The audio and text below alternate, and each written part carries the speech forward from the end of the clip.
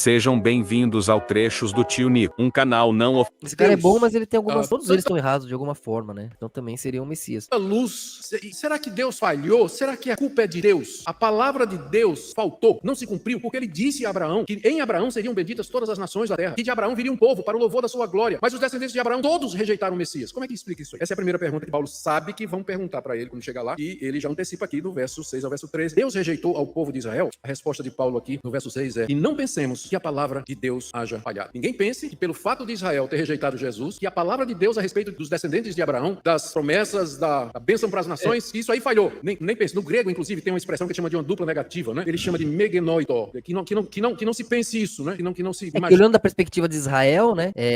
E até assim bate os 70 anos mais ou menos agora, dando 75, 76, 70 e poucos anos. Mas da perspectiva de Israel, até antes da ONU, eles já estavam ali dominando tudo com a Reserva Federal. Então você vai ter mais ou menos esse período aí, né?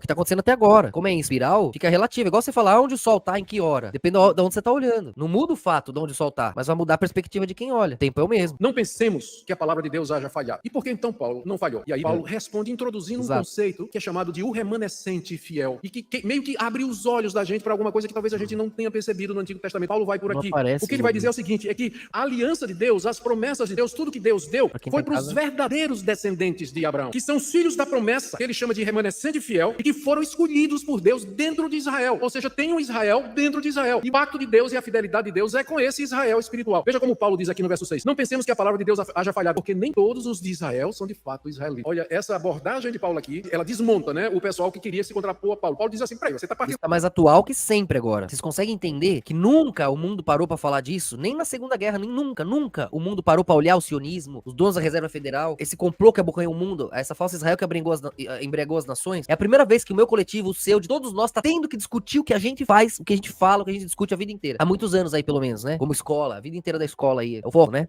Agora, então quer dizer, a primeira vez durante todos esses tempos, incluindo esses últimos milênios, que o mundo consegue chegar na verdade de uma vez, né?